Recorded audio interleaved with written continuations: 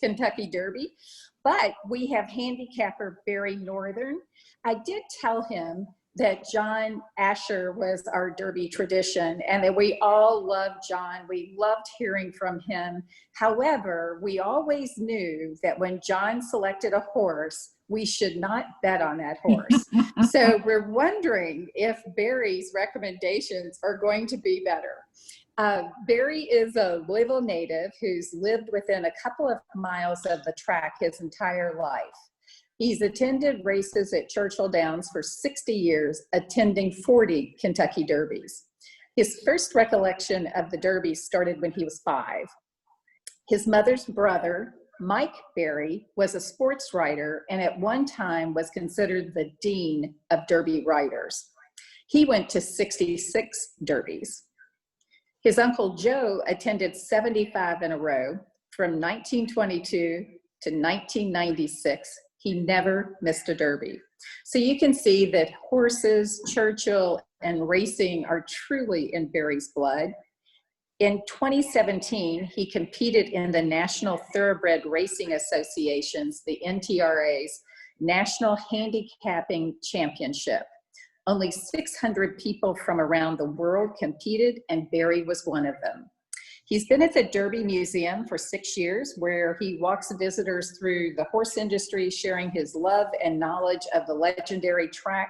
He knows his history, the history, breeding, and owner stories of every Kentucky Derby winner, and can tell you, if asked, about the Derby winner the year you were born or any other special year in your life. So with that said, I'd like to turn it over to Barry Northern. Thank you, Mary Michael. Can everyone hear me?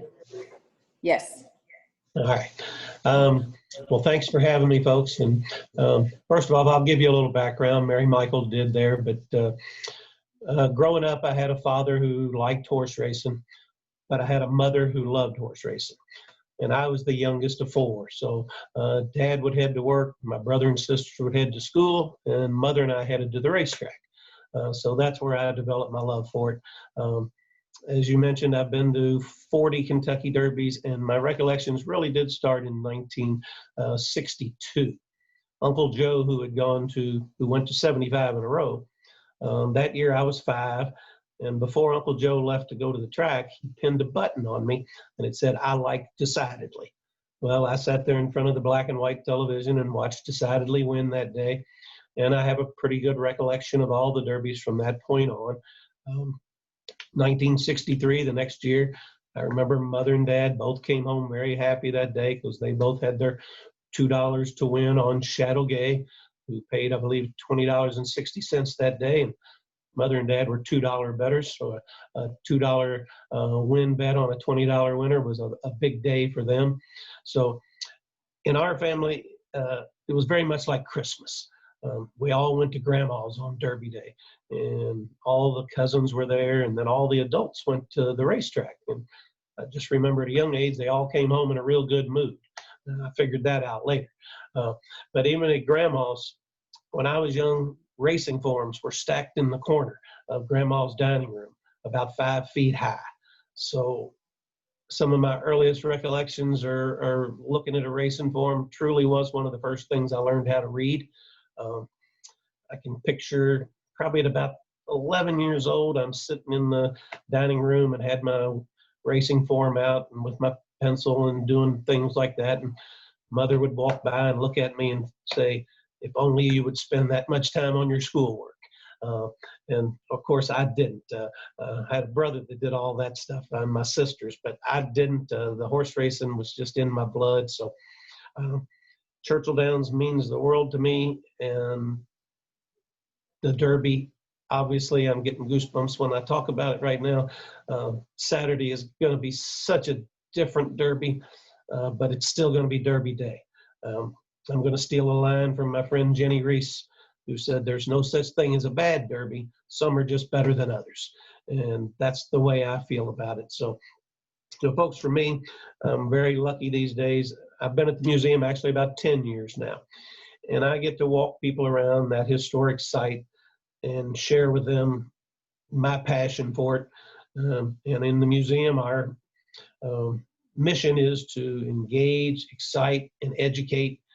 And I love to try to do all of those things.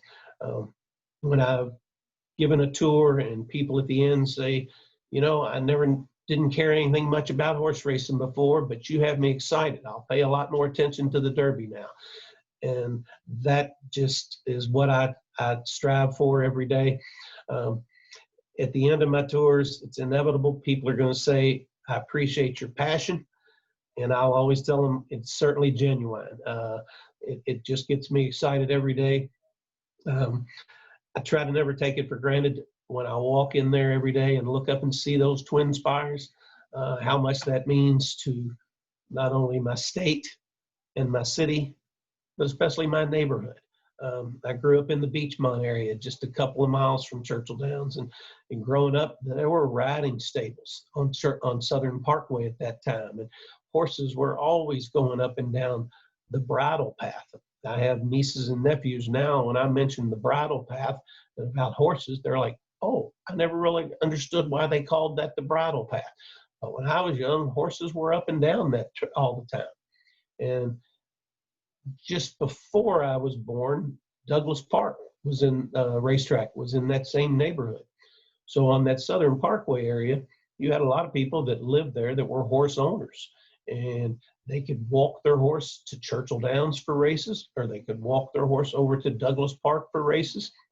So the area I grew up in was just always a hub of the horse racing industry. So I'm just so fortunate to be able to talk about that every day and live and breathe it. But since I've been working at Churchill Downs, the thing that has been the best for me is Gretchen is here with the Backside Learning Center, spending time on the backside of Churchill Downs. All my life when I attended the races, Mother and I were on the front side watching races like most fans do. Since I've been doing this, I get to spend a lot of time on the backside of that racetrack. And when I get to take people back there and show them what goes on back there, it opens their eyes. It's its own community. You have roughly 1,400 horses back there, the majority of the year. Most people in this city don't understand that. But we have 47 barns back there. We can house 1,400 horses. And there's horses back there from mid-March till the end of the year.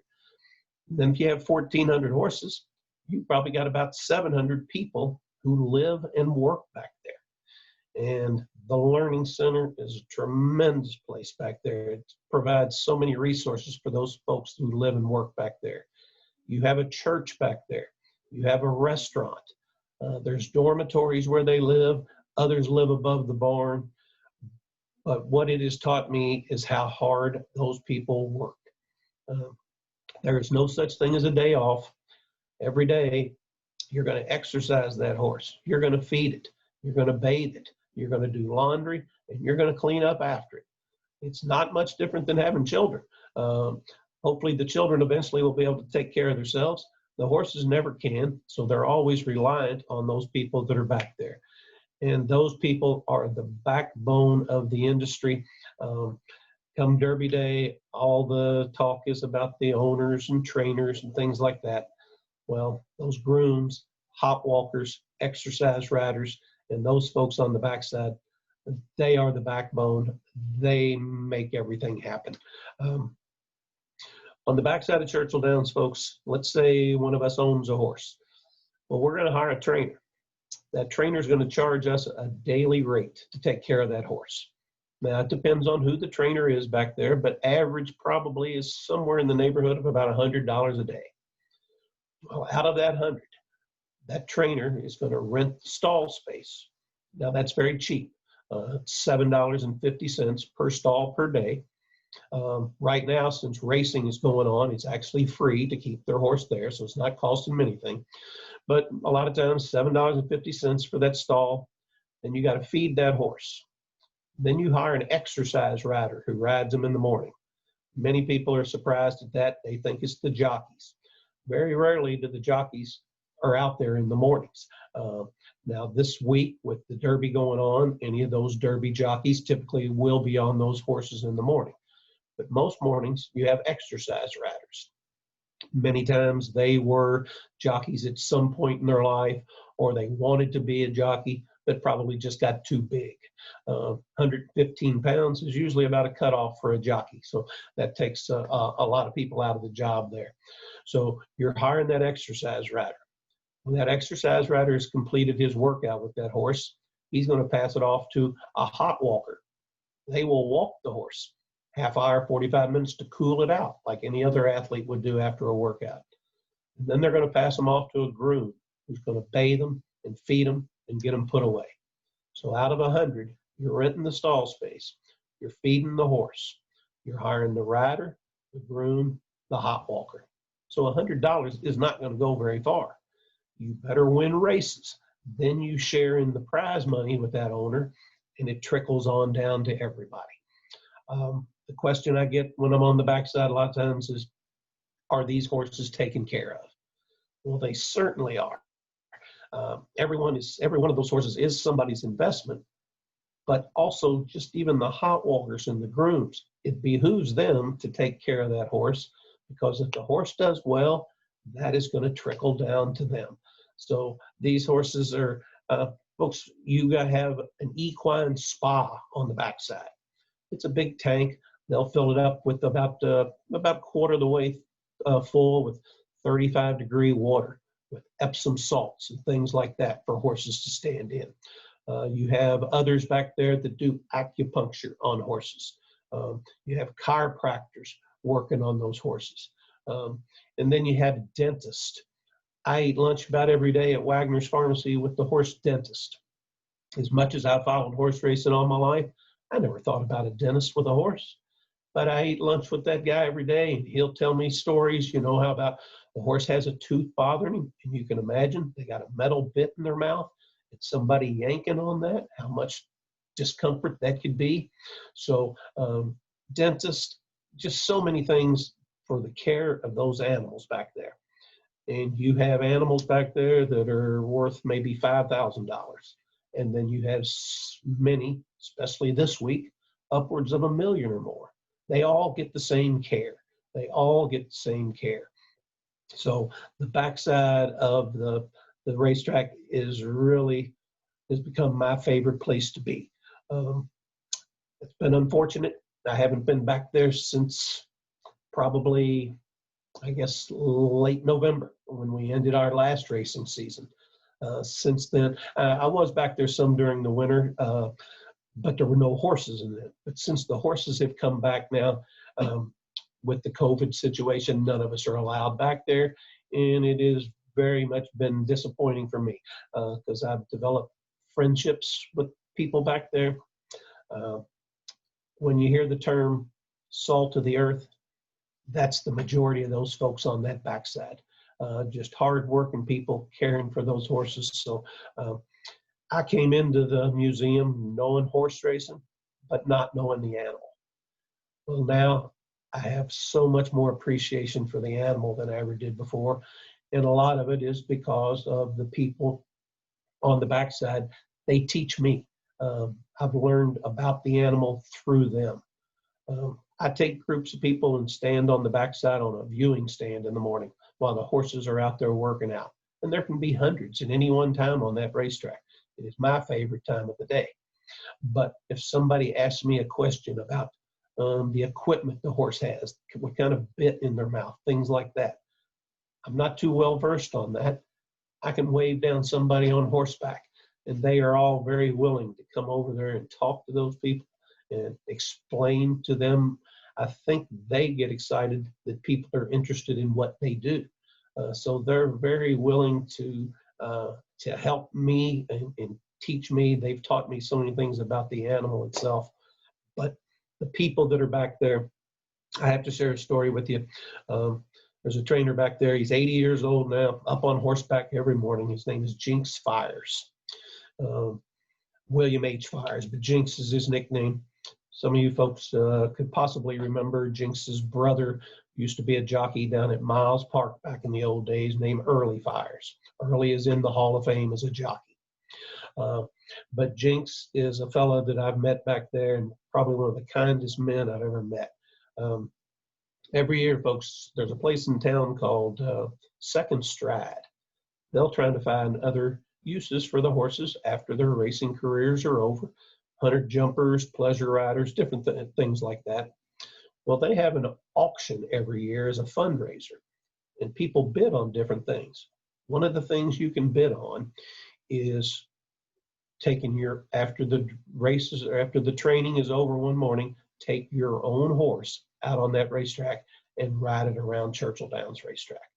For anybody that likes to ride horses, that's got to be a thrill. Well, I told that story on the tour several years ago.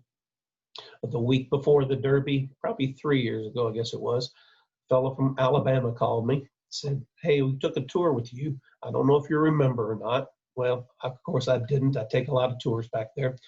But he mentioned that I had brought up that fundraiser.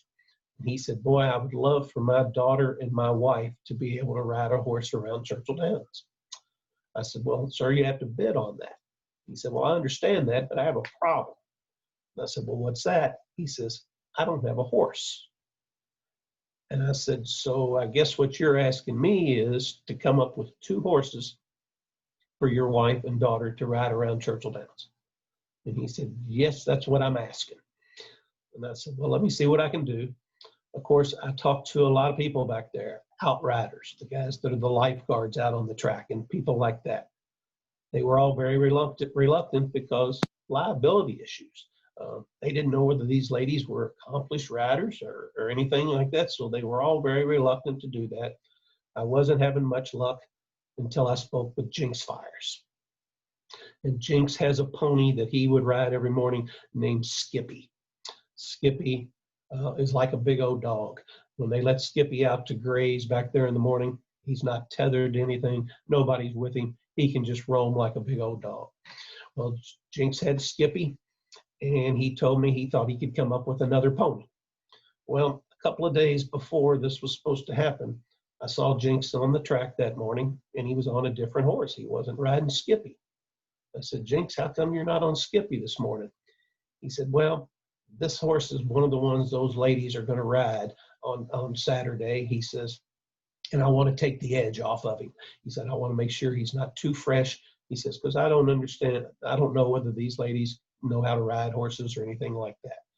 But here came that morning, and Jinx got Skippy and his other pony, Bucky, and these 2 ladies gave Second Stride their largest donation they'd ever gotten. And these 2 ladies, as soon as the training was over that morning, they got to go out on that racetrack and ride their horses around out there for about a half an hour, 45 minutes, just them and one of the outriders to making sure they were safe. And all that was accomplished because of the kindness of Jinx Fires. So that's the kind of people that are back there. And that's what I am missing the most of all. Right now, I am hoping that I'm going to be back on the backside tomorrow morning and Saturday morning for Churchill Downs' Derby at Home promotion thing they're doing. I'm hoping I'm going to be back there giving some virtual tours tomorrow morning. And I'm honestly, the truth is, I'm waiting for a result of a COVID test to make sure that I can get back there tomorrow morning. And I'm very much looking forward to it. It won't be a typical Oaks and Derby morning on the backside, but I will still get to be back there with 1,400 horses. And there still will be some excitement, I promise you. It just will be a lot different than any other year. But I have my fingers crossed that I'm going to get a call here shortly from Churchill Downs and tell me that I am approved to get back there tomorrow morning. And I will just wandering around. I'll get to see some friends that I'm not getting to see too often these days, and just try to share, just like I'm doing with you all. I'm going to try to share on their Facebook page tomorrow morning with what goes on the backside of Churchill Downs, because it is a very, very interesting place. I met Gretchen just once, I know, at a meeting over at the Backside Learning Center, so I'm not sure what her feelings are on that backside, but boy, it's a neat place for me to spend my mornings. Many mornings when you get up, it's tough to try to get out of bed and go to work. But when I realize I'm just going to go over there and watch horses out on the racetrack, truly for me, folks, a lot of mornings I'm over there at 6 in the morning and nobody else around in that grandstand. And I'm standing there by myself, but horses all over the racetrack. And that's when I get emotional, because when my mother and I were going over there back in my early years, we didn't get to go over there in the mornings when the horses were working out and things like that. And as I stand there by myself in the mornings watching all that, I just know how much Mother would have enjoyed that. And I know she's with me when I'm standing there watching that each morning, because that is the best time of the day. That's when the real work is being done out there. 1,400 horses. They have about a 4-hour window to be out on that track in the mornings. So that means at any one time there's hundreds, and it is the best time of the day. So keep your fingers crossed for me. Hopefully I will be back there on that backside tomorrow morning. Back to my mother, folks. Mother liked to bet the horses, but Mother was strictly a $2 better. She had a budget. She knew exactly what she was going to bet when we went in there. Well, if you follow horse racing at all these days, there are a lot of what they call exotic bets, exactas, trifectas, superfectas, things like that, where you can bet a minimal amount of money with a chance of winning a lot. Well, back in the day when Mother and I were going, that wasn't available. The only exotic wager at that time was called the Daily Double. That means you tried to pick the winner of the first 2 races, and for a $2 wager, you had a chance to getting a pretty decent return sometimes. Well, my mother didn't drive, so Mother and I would go over on the bus in the mornings, unless we were running late for some reason. Mother didn't think she was going to make that Daily Double. We were going to hop in a cab, because Mother was not going to go over there and miss that. And if she was going to miss the Daily Double, there was just no reason to go at all. And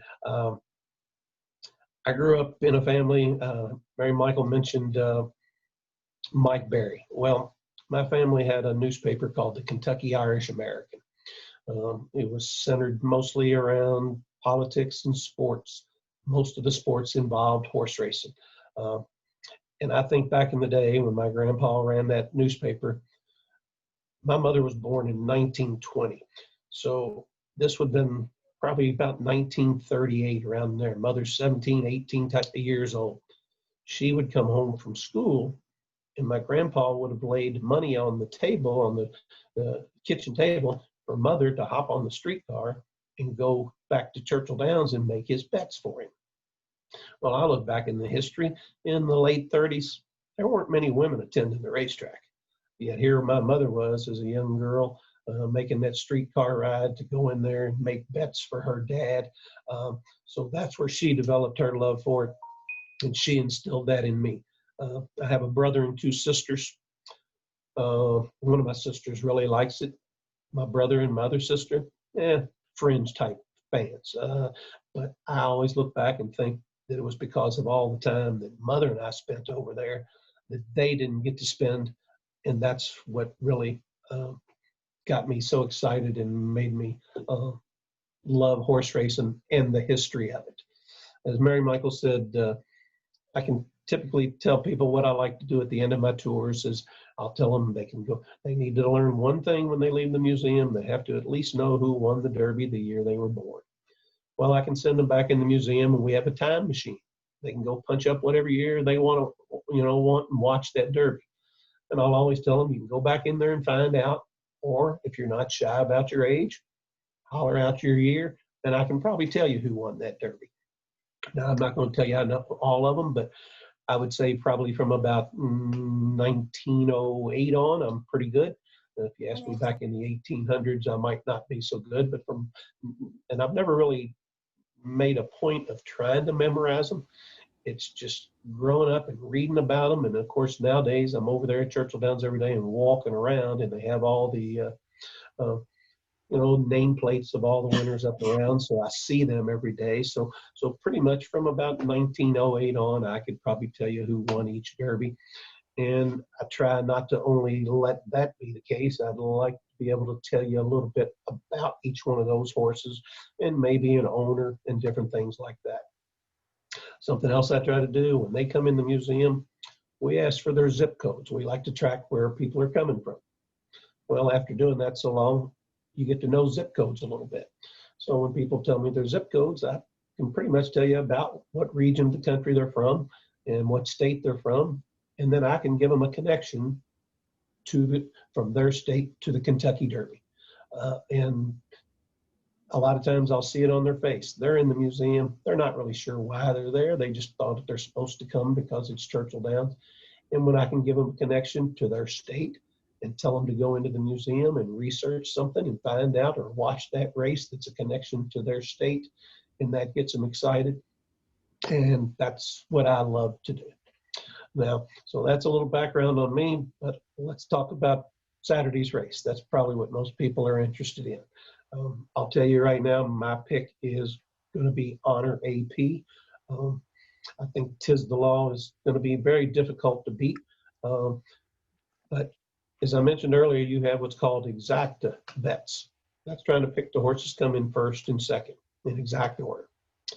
Well, let's say Saturday, let's say Honor AP wins and the favorite Tis the Law runs second. My guess is on Saturday, that bet might, for $2, might return you 15 to 20 bucks, possibly. Well, I made that bet back in February. So if Honor AP wins and Tis the Law comes in second, and that's the first two choices, I'll win $840 as opposed to $20 that most people are going to get, because that's a future bet I made back in February. So I bet Honor AP back in February.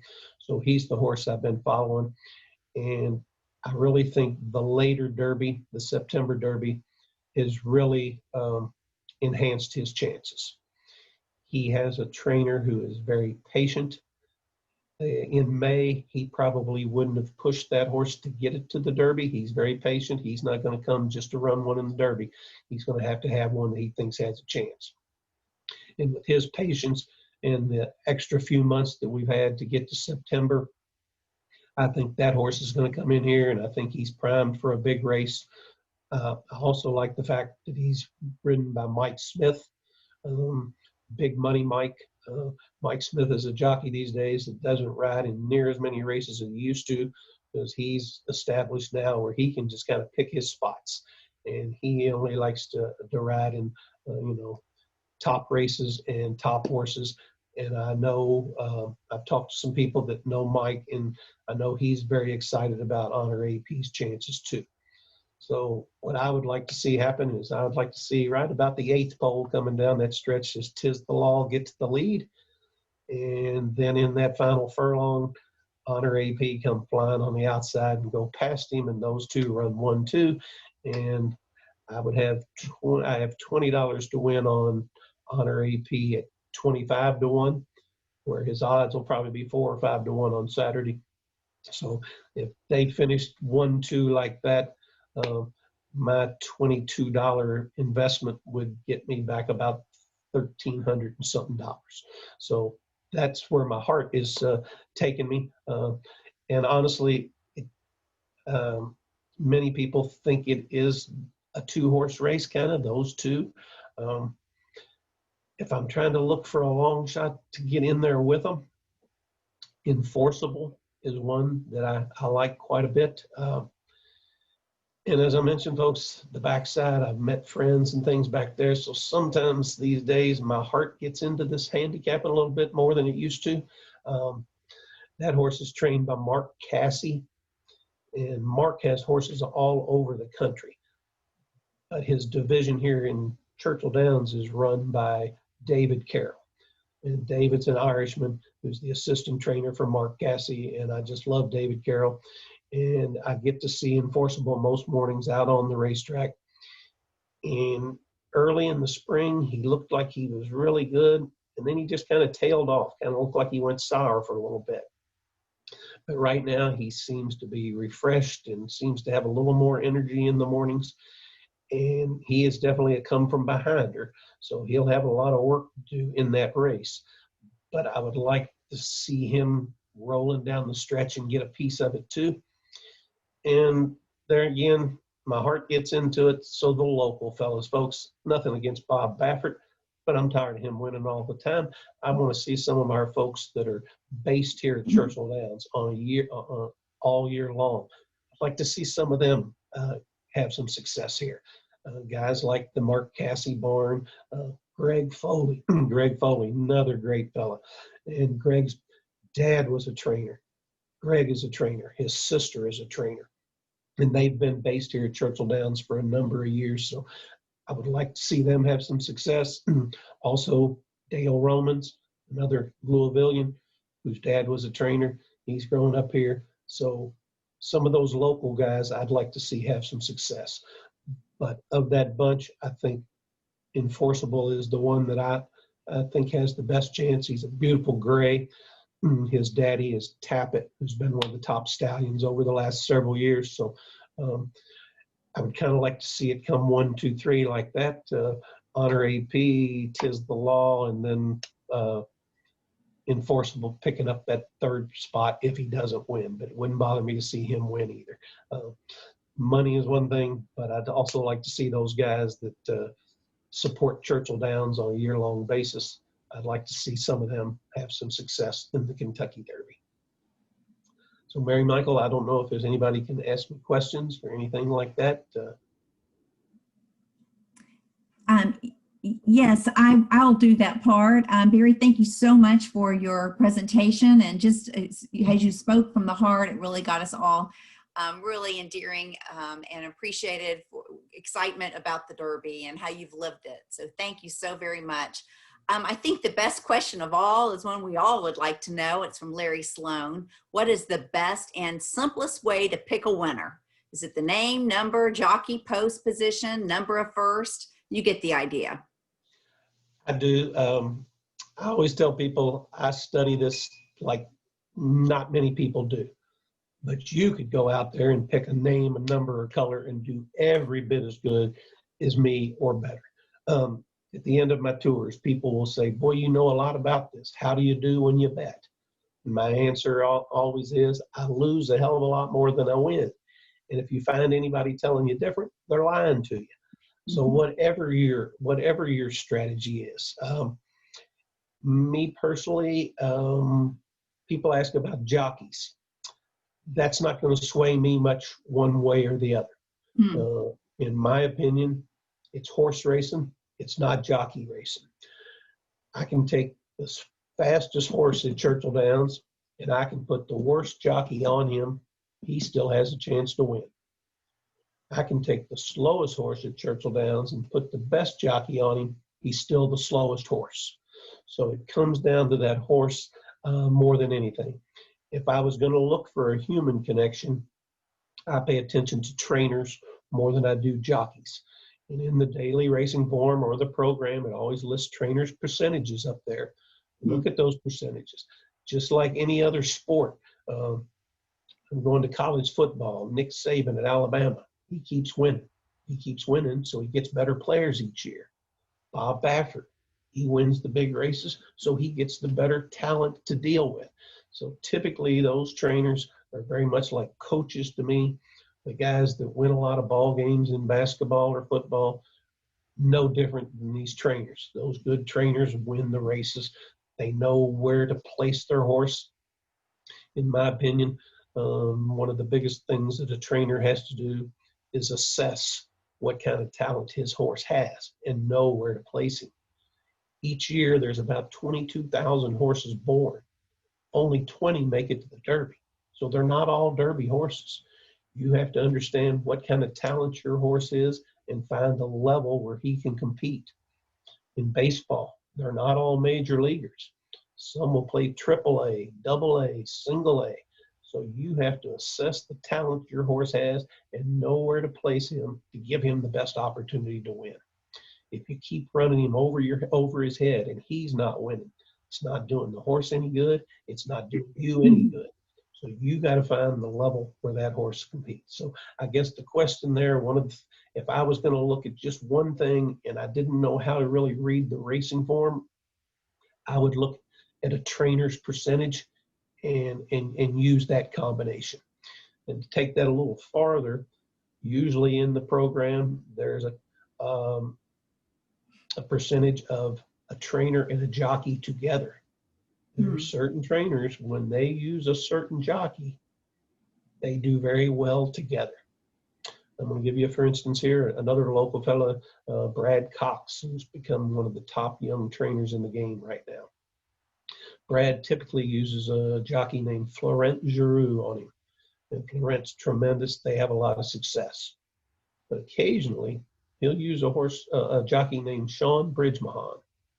Well, they don't ride a lot. He doesn't ride a lot for Brad, but when he does, they hit at about a 40% clip. That's tremendous. In baseball, hitting 300's the number.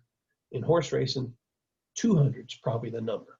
If you're hitting 20%, you're doing very well.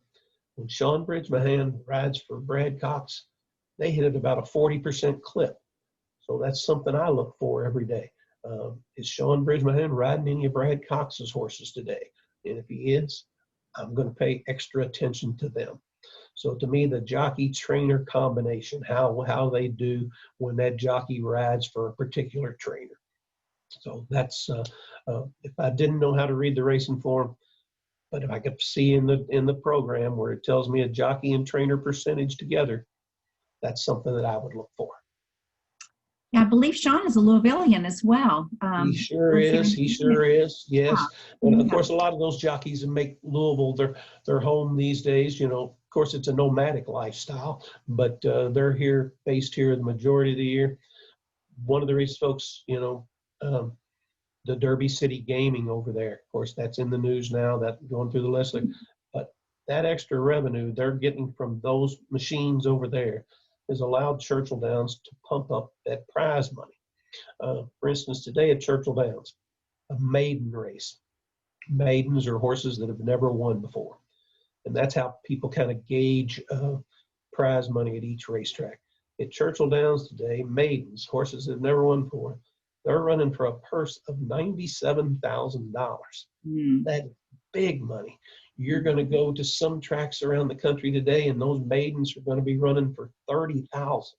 Well, where are you going to take your horse to run?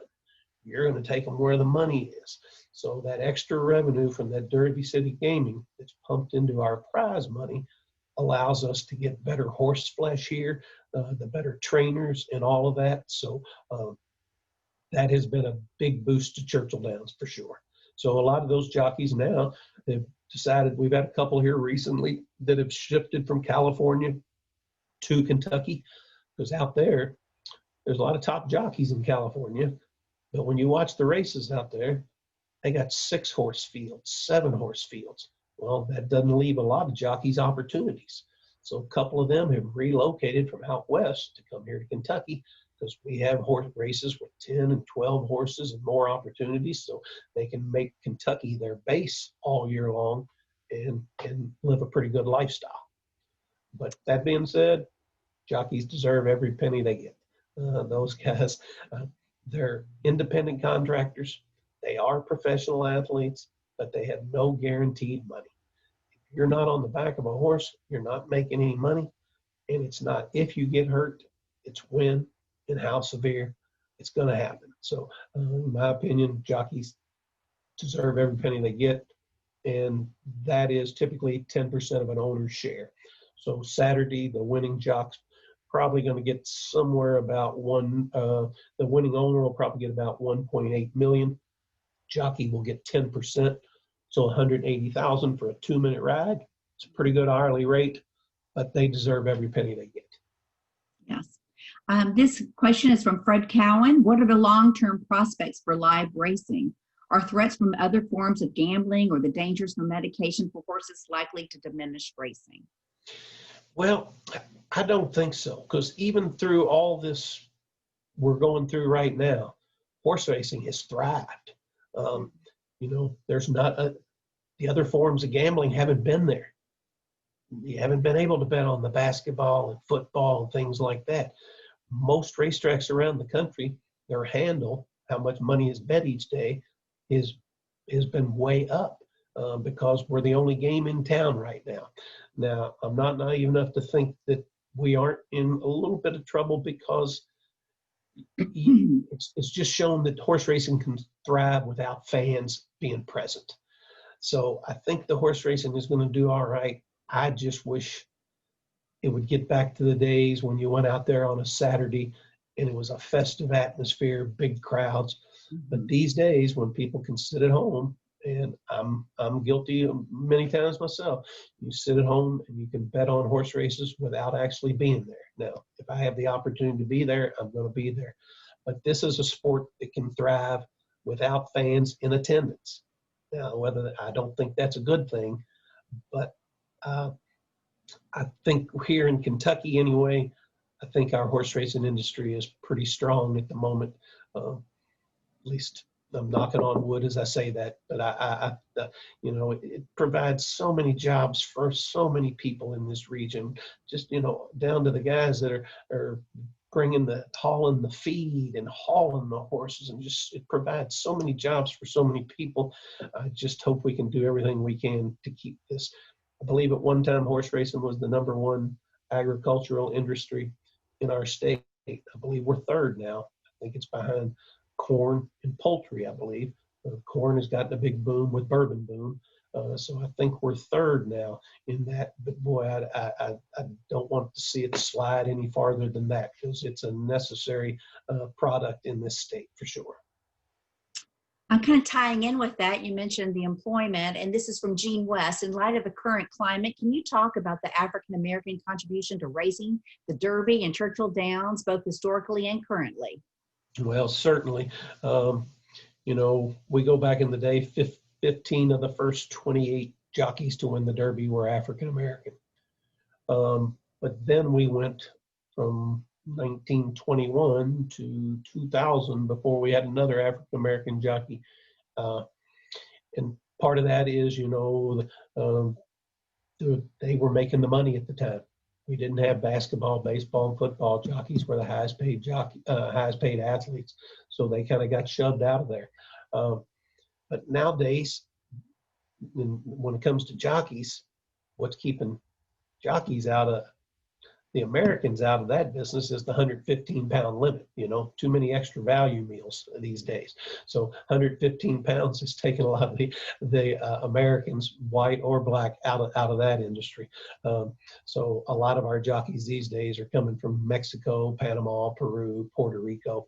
But for me personally, when I'm on the backside, I still see quite a few African Americans back there working in you know, for different trainers and things like that. And matter of fact, we have an ownership group in this year's Kentucky Derby, and those guys are coming in, and they with a long shot, Necker Island.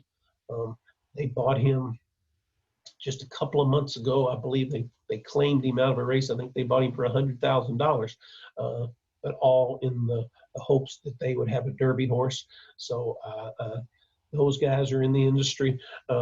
So I still see them on the backside involved, but I love seeing them involved in the ownership of it now. Mm-hmm. So those jobs are still available. It's just, I just see too many Americans not wanting to do the jobs on the backside because it's hard work for very little pay with not much days off. But I heard Dale Romans talking yesterday. I think, you know, he pays his help starting out around $14 or $15 an hour back there. So if that's something that you wanted to get into, I still think that's a viable option. I see a young kid out there every morning now riding horses. I met him about 7 or 8 years ago. I'd see him in the mornings where he would just show up and go around to different barns, mucking out stalls, doing whatever they would let him do. He wanted to become a jockey. And he would come up with my tour groups in the morning and talk to them. And the really nice young kid. Well, eventually he'd come up and say, "Barry, they let me get on a horse this morning. I got to ride one." And he'd be so excited. Well, now I see him out there every morning. That's his full-time job. He's an exercise rider. He does have a jockey's license. So I've watched guys work their way up in the industry. But I just don't see, I don't know, the love for it anymore like I normally did. But the African Americans, we had, you know, Isaac Murphy, one of the first jocks. He was one of the first stars in professional athletics as a jockey, and still to this day considered one of the best jocks ever. I mentioned earlier, 20% is kind of the benchmark. You want to win 20% of your races as a trainer or a jockey. You're doing pretty well if you do that. Isaac Murphy ended his career winning 40%, unheard of, just unheard of. So they certainly made a huge contribution. I go back into the day. I can remember just Jack Benny's sidekick, Rochester. Rochester owned horses. He had a horse who ran in the Kentucky Derby. Just a couple NBA guys. I'm seeing some NBA guys getting, now using some of their resources to get into the industry as owners, which to me is a tremendous thing. So I hope that keeps happening. So I'm not sure if I answered Gene's question correctly, but certainly they were the backbone of the industry starting back in the 1800s, and like to see them be more part of it again as we move forward. Barry, okay, as we close out, we would love to hear your pick for the Oaks and then rewrap again and give us what you think should happen with the Derby. Well, the Oaks, I am going to be very surprised if Gamine doesn't win. Gamine, I was told 6-8 months ago, before she had ever run her first race, she was the female Justify. And to this point, she hasn't done anything to dispel that rumor. She looks tremendous. In my opinion, if she was running in the Derby, I think she'd have a big shot in that race too. There are a couple other fillies in there that are very good. Swiss Skydiver ran against the boys up at Keeneland recently, and she finished second. So she beat the majority of the boys that day. They had some thoughts about running her in the Derby, but they're going to keep her against her own gender. So Gamine, to me, and I bet these multi-race racers where you're trying to pick the winners of several races in a row, she will probably be a single for me. As good as Swiss Skydiver and Speech and Donna Veloci, those are tremendous fillies. I just think Bob Baffert's coming in with a loaded gun right there, and I don't think they'll beat her. That's my opinion. But I'm not telling you anything you don't know there, and you're not going to make much money there. She's going to be a very short price. The way I will try to maximize and get money out of her, I will try to use her in the anchor leg of a pick 4 and bet the other 3 races leading up to that with multiple horses, and hoping I can hit a long shot in one of those. And that's a way I can maximize her, because betting her at 3 to 5, I don't win money much in betting 3 to 5s. It's the old adage is there's not a man alive who got wealthy betting 3 to 5. So I won't be betting 3 to 5. I'll be betting her in multi-race wagers to try to maximize her value. And then there again in the Derby, I'm all over Honor AP. I will hedge my bets a little bit, probably, and bet some combinations of him running second in case he comes flying at the end and just doesn't get there. I will hedge my bets there. Since I bet him in the future, I don't have to wager much money on Saturday because I've already got, a chance for a big payday out there. So that is my theory. I'm not telling you, I'm picking favorites there, folks, but to me, this year, it just looks like that to me. I will take a few shots on some long shots with Enforceable. And King Guillermo is one. He's been Churchill Downs the longest. He's been here for a long time. But it's a very unusual route they're taking. He hasn't raced in several months. To try to go 1.25 miles without having raced in several months is difficult. But in the mornings, he sure looks like he has a lot of energy, and he really covers an awful lot of ground with his long strides. So he's going to, Enforceable and King Guillermo will probably be the 2 longer shots that I will try to hook up with Tis the Law and Honor AP. All right, folks, there you have it. That is what we all need to be listening to and see what happens. And Barry, we're so glad to have you. We'll have you back next year and see how you did. Okay. Don't listen to me. Bet your own opinion. It's much more fun when you pick your own. Well, we really appreciate your time, and we just wish everyone at Churchill Downs to have a great Oaks and Derby. Our thoughts are with you, and we'll be watching from the safety of our homes, and just wish you all kinds of great success. Well, look for me on Facebook for tomorrow morning. Tomorrow morning. Okay, really good. Yes, thank you. Thank you. Just a reminder, Rotarians, next week we will have Dr. Capilouto, president of University of Kentucky, as our featured speaker. And those that are interested in learning more about Rotary, please stay on the call, and immediately following, we will have that session. So thank you, everyone. Happy Derby, and this meeting is adjourned.